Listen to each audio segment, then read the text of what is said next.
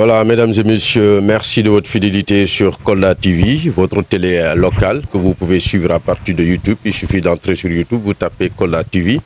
Vous avez toutes les actualités qui se passent ici à Kolda. Aujourd'hui, nous sommes plus précisément à Bantaniel, ici à Kolda, pour aller rendre visite à un ami, un frère, qui n'est pas à présenter à Kolda.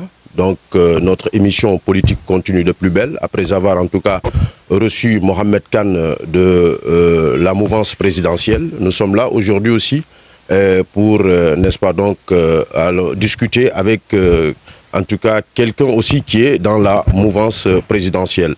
Voilà, donc il s'agit bien sûr de M. Fabouly Gaye, comme je vous l'avais dit, quelqu'un qu'on ne présente plus au Koldois, qui fut en tout cas président du Fosco du lycée Alpha Molo Baldé, si je ne me trompe pas, voilà, qui fut aussi président du conseil régional de Kolda, qui fut en tout cas président de l'ODECAV de Kolda. Monsieur Fabouly Gaye, bonjour. Alors bonjour, je voudrais véritablement saluer vos téléspectateurs, ceux qui vous suivent en ligne, souhaiter une excellente année à tous les Koldois. Que 2021 soit en tout cas une année de paix, de prospérité, de santé, en tout cas une année au cours de laquelle toutes nos difficultés seront résolues. Fabouly Gaye, il faut dire que Kolda vous a tout donné.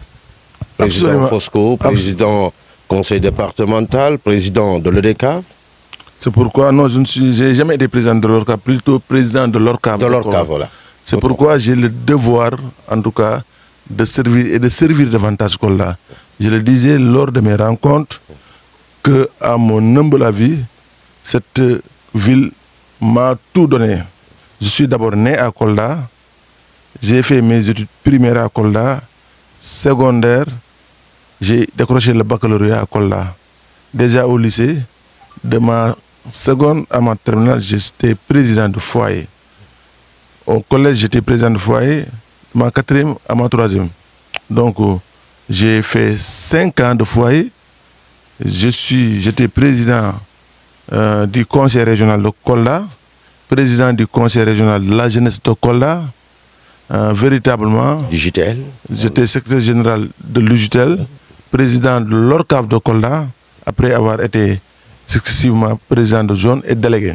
Je considère que, ne serait-ce que pour ces raisons, je me dois et davantage me mettre au service exclusif de Kolda. C'est pourquoi il faut comprendre le sens de mon combat. Les actions que je pose quotidiennement sont guidées en tout cas par cela. Qu'est-ce que cela vous fait? Vous savez, comme je le dis souvent aussi aux amis, même si on n'a pas par le passé occupé ses responsabilités, quand nous sommes nés dans une localité, il faudrait plutôt être du côté de ceux qui servent la localité que de ceux qui s'en servent. Je n'ai pas envie de profiter aucunement de Kolda, mais que Kolda continue à m'utiliser, Kolda continue à profiter de moi. J'entends, comme je le dis, me mettre exclusivement au service de Kolda. Les actions que je pose sont liées à Kolda. Les résultats que je dois acquérir dans le cadre de ces actions doivent être liés à Kolda. Les Kolda, grâce à nos efforts quotidiens, doivent en tout cas arriver à un bonheur. C'est important, à un bien-être, j'allais dire, parce que le bonheur, on ne peut pas le quantifier, mais à un bien-être. Dans 5 ans, 6 ans, nous devrions nous rendre compte, et avec beaucoup de fierté, en bombant parfois la poitrine, nous devons nous dire que nous avons servi dignement Kolda. Comme je l'ai dit, Kolda, sur le plan national, nous traînons le pas. Kolda, sur le plan national, nous ne sommes pas visibles. Kolda, sur le plan national, n'a pas une posture honorable. Quand bien même que nous ayons des ministres, des directeurs généraux, mais Kolda, sur le plan national, manque de visibilité. Nos actions ne sont pas lisibles. C'est pourquoi nous avons le devoir davantage de nous organiser pour faire émerger de dignes fils de Kolda, capables, partout, en tout lieu, en tout temps, véritablement, de porter le combat, en tout temps, d'honorer Kolda, de représenter dignement Kolda. C'est ce qui, véritablement, pourrait nous permettre, à l'arrivée, d'être heureux. Moi, la seule satisfaction que je voulais tirer de ça, c'est une satisfaction morale. Je ne vise absolument rien. Absolument rien ne m'intéresse. Ce qui m'intéresse, c'est le bien-être des Koldois. Ce qui m'intéresse, c'est que le Koldois, le matin, quand il se lève, qu'il se dise que j'ai bien mangé. À midi, j'ai bien mangé. L'après-midi, le soir, j'ai bien mangé. Dans le cadre de nos activités, qu'il y ait une cohésion. Que je puisse fréquenter Kantou. Kantou puisse fréquenter Samadjamanga. Sans aucune difficulté. Qu'on ne se gêne pas d'aller rendre visite aux autres. Mais nous sommes dans une situation où la politique a vicié tout. Personne ne fréquente l'autre. Personne ne parle à l'autre. Chacun a peur de l'autre. Ils ont réussi intelligemment et à dessein d'installer la peur dans nos camps. C'est important que ceux qui pensent qu'ils peuvent jouer un rôle important pour cette communauté puissent se positionner comme de véritables acteurs capables de changer la donne. Nous nous inscrivons dans ce cadre-là. J'ai envie aussi qu'à Kolda, quand on est malade, qu'on ne soit pas obligé d'aller à Dakar. C'est possible, c'est dans l'ordre du possible. Nous avons envie d'avoir un plateau technique assez relevé, où des médecins véritablement de qualité et un personnel soignant de qualité y travaillent. Nous avons envie, sur le plan de l'éducation, comme je le dis souvent, d'avoir des écoles performantes. Parce que la qualité, l'excellence doit être véritablement notre sacerdoce. Quotidiennement, nous devons viser l'excellence. Mais vous vous rendez compte, quand nous quittions le pouvoir en 2014 ou en 2012, ceux qui nous ont remplacés ont plutôt fait reculer le niveau. Le niveau n'est pas bon au niveau des élèves. L'école est dépourvue de tout. En termes d'équipement, nos écoles sont sous-équipées. En termes d'équipement, nos écoles ne sont pas dotées. Nous pensons que les leaders politiques locaux, les acteurs, comme je dis souvent, dans notre action, nous ne visons pas que des politiciens. Ou alors ils doivent jouer les seconds rôles sur le plan local. Et c'est important. Ceux qui se battent doivent être des forces vives de Kolda, issus des enseignants, des ouvriers, partout, se retrouvent avec nous pour ensemble mettre, comme je dis souvent, fédérer nos forces et taper ensemble. Cela est possible. C'est moi comme je pense que cela est possible. Mais évitons à toi d'accepter cette situation qu'une certaine classe politique, qui n'a rien à voir avec Kolda, a réussi à installer. Ils nous divisent quotidiennement, nous nous bagarrons, nous nous insultons même dans le réseau social. Pensez-vous que ça se sent dans une ville où nous avons grandi ensemble? Nous nous fréquentions. Nos parents seront dessus. Presque tous les parents. S'ils revenaient, nos parents seront dessus. Parce que, auparavant, ma maman qui est à Domossou serait heureuse d'aller à quartier pour fréquenter une femme tranquillement. Aujourd'hui, à cause de notre posture d'insulteur, de photos de troubles, personne n'ose véritablement. Ces liens, ces ressorts sont cassés. Il n'y a aucune cohésion. On ne se parle pas. Donc il y a globalement énormément de choses, en tout cas, qui doivent nous inspirer, qui retiennent notre attention et pour lesquelles nous devrions davantage et encore nous battre. Voilà ce qui pourrait expliquer véritablement le sens de mon combat et de mon engagement. Je le dis et je le répète, j'aime Kolda, je n'attends rien de Kolda. Je veux servir Kolda et le servir davantage. Monsieur Fabouly Gueye, l'actualité politique aujourd'hui, c'est votre alliance avec Mame Boye Diao. Qu'est-ce qui explique cela? Qu'est-ce qui motive cela? Vous savez, Mame Boye Diao, je voulais préciser que ce n'est pas une alliance. Nous sommes allés vers une union organique. Nous entendons mettre définitivement nos forces ensemble. Je le dis et je le répète. Ma conviction, c'est que Mame Boye est plus sérieux que moi dans ce processus. Parce que les gens pensent que Fabouly est le seul engagé. Mais il est plus engagé que moi. Je voulais le relever. Nous voulons construire une famille politique à Kolda qui implique l'ensemble des fils de Kolda, de la diaspora et d'ici, pour véritablement régler d'abord les questions locales, mais sur le plan national, être debout comme véritablement de vrais leaders. Vous savez pourquoi les Kolda se font oublier au plan national? Tu peux être ministre et se faire oublier. C'est possible. Tu peux être directeur général et se faire oublier. Ils se font oublier parce que, soit ils manquent d'aptitude pour faire face à leurs homologues, ou alors ils manquent de courage politique pour dire que telle chose ne marche pas chez nous. Je prends l'exemple des chantiers inachevés à Kolda. L'université, par exemple, le centre polyvalent, le pont de Idé, le lycée technique.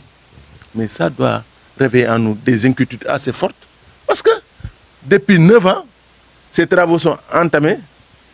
Il ne reste que la phase finale, madame, les finitions. Personne n'en parle si c'est une entreprise. Mais il faut mettre la main sur l'entreprise parce que dans tous les cas, c'est une faute de gestion. Si c'est fait délibérément par je ne sais qui, il est important que d'abord les élus locaux soient intéressés par cette question, se battent quotidiennement au niveau national. Il ne s'agit pas simplement, comme je l'ai dit hier, de le dire à la radio ou à la télévision. Il est important que les élus se mobilisent et aillent rencontrer ces autorités en charge de ces questions. Parce que pour moi, c'est des fonds publics qui ont été mobilisés pour l'exécution de ces travaux.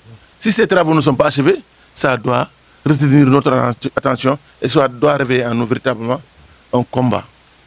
Il faut qu'on se batte pour que ces chantiers soient achevés.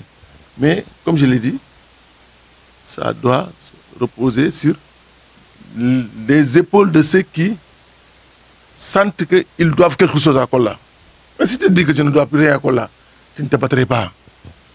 Et là-dessus, je considère qu'il manque énormément d'efforts dans le combat. Parce que même le fleuve, s'il n'est pas creusé, je ne parle même pas de dragage, parce qu'on m'a dit que c'est un terme trop scientifique, qui nécessite énormément de moyens. Mais le fleuve doit faire l'objet de curage. Si le fleuve n'est pas curé, il faut s'attaquer à ceux qui portent le mandat des Koldois. Parce que ce fleuve et nous sommes liés. Si les élus locaux ne se battent pas dans les meilleurs délais pour que ce fleuve soit dragué, ça pose aussi un réel problème d'amour par rapport à Kolla, mais de compréhension véritablement de ce qui intéresse les Kolla. Parce que le fleuve suscite un intérêt réel. Si les forêts continuent à être dégradées, c'est aussi nos élus locaux. Ils doivent se battre quotidiennement dans le cadre de la mobilisation des moyens à mettre à la disposition des inspections des eaux de forêt, des brigades des eaux de forêt, pour qu'au-delà de l'État, que ces ressources qui sont transférées aux collectivités locales fassent l'objet de préservation. Si on ne le fait pas, réellement, c'est que nos élus ne comprennent pas ce que nous attendons d'eux. Si les Koldois continuent à s'éviter, on ne se fréquente pas, on ne se parle pas, même dans le cadre du Navétane, c'est des animosités réelles. Si on ne peut pas développer un esprit de compétition saine entre nous, on ne se fréquente pas, on ne se parle pas, il n'y a aucune forme d'unité entre nous. C'est que véritablement, nos élus locaux ne comprennent absolument rien. Et je disais hier, il est important que nos collectivités territoriales soient dotées en plan de développement local, communément appelé dans le code des collectivités locales, plan de développement communal ou plan de développement départemental. Il est important que nos communes soient dotées en plan d'aménagement du territoire.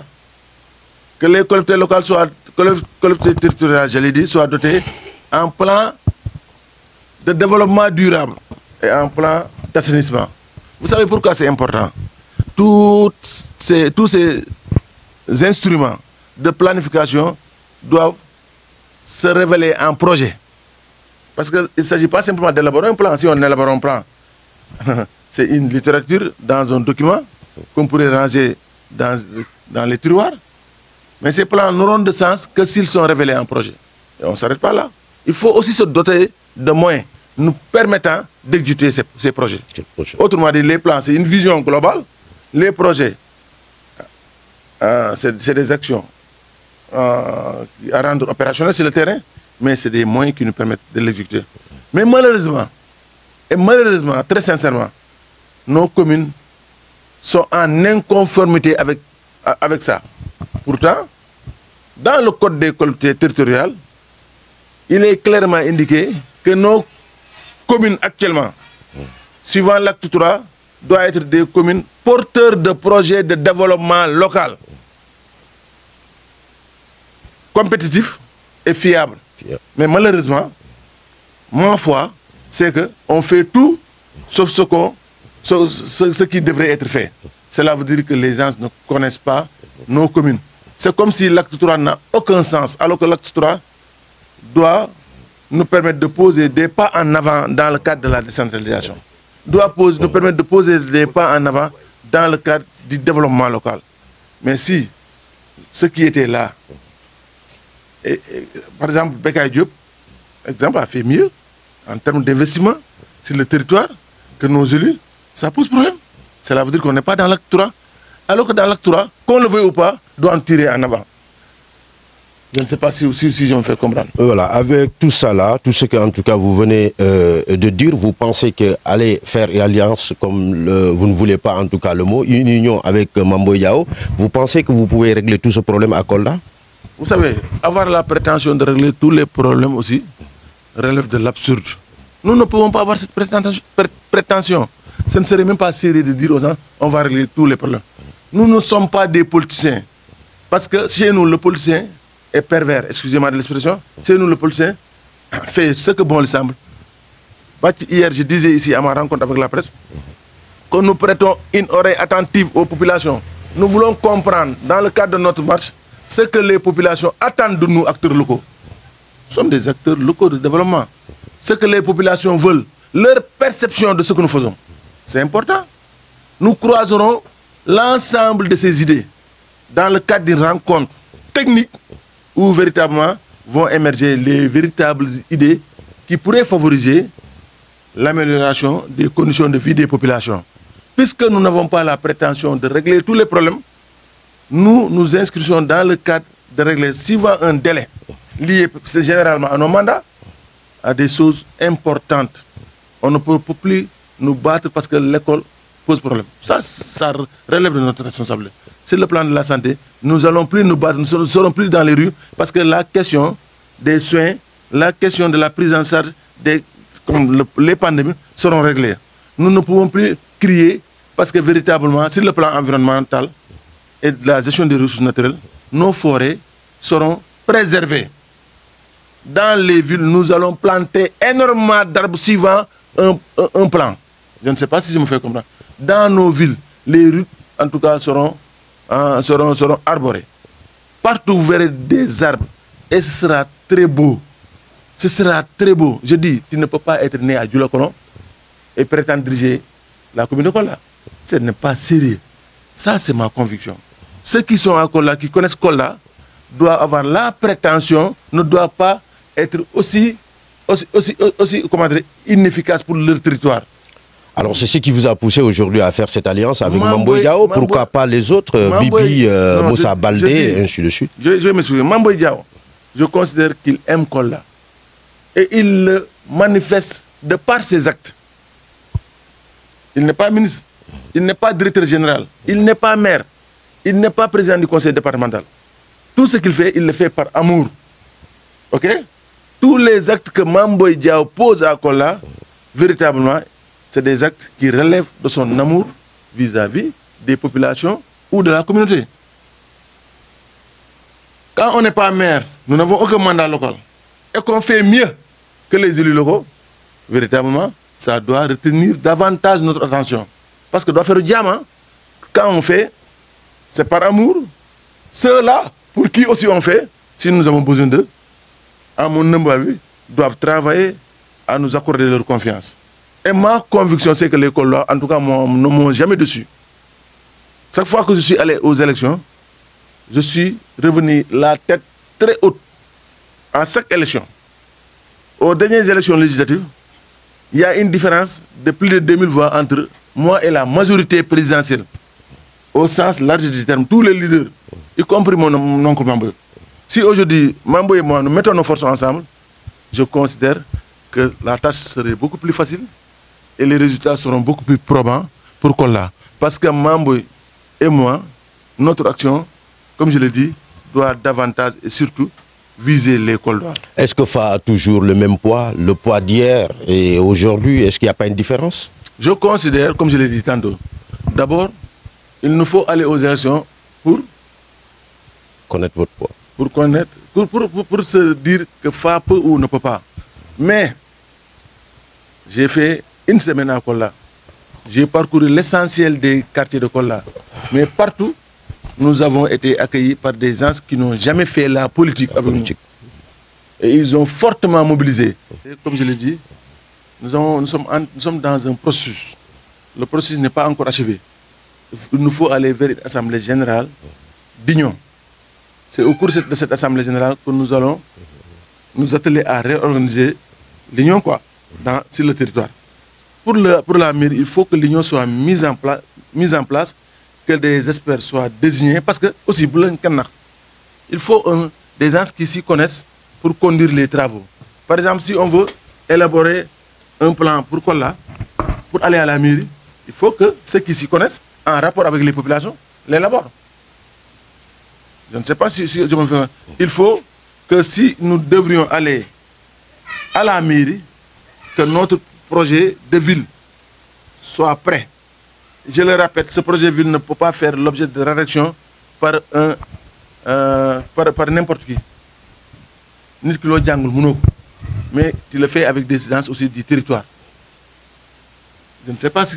Parce que je veux dire, en 2014, quand on a les élections, tout le monde s'était engagé pour draguer le fleuve. À l'arrivée aujourd'hui, on doit avoir honte. On doit avoir honte. Si annuellement on tirait le bilan de la gestion, parce qu'annuellement, normalement, une mairie, dans le cadre des restitutions, doit se présenter devant les populations pour dire que nous sommes engagés à faire ça. Voilà là où en sommes-nous. Vous vous rendrez compte aisément qu'aucun acte n'est posé dans le cadre du fleuve. C'est pourquoi, davantage, j'invite l'ensemble des acteurs locaux, les Koldois, à une mobilisation forte. On met l'ensemble de nos énergies, nos forces ensemble, pour pousser l'État à s'engager sérieusement pour le dragage du fleuve. Voilà, M. Fabouly Gueye, merci de nous avoir acceptés chez vous. Kolda TV vous remercie. C'est moi qui vous remercie. Voilà, mesdames et messieurs, c'est tout. Vous l'avez suivi avec nous, n'est-ce pas? Donc, nous étions avec M. Fabouly Gueye, vous l'avez suivi. Donc, on a parlé sur beaucoup de choses, surtout sur la politique ici donc à Kolda. Voilà, merci. Kolda TV vous donne rendez-vous très très prochainement. Merci, au revoir. Sur Kolda TV.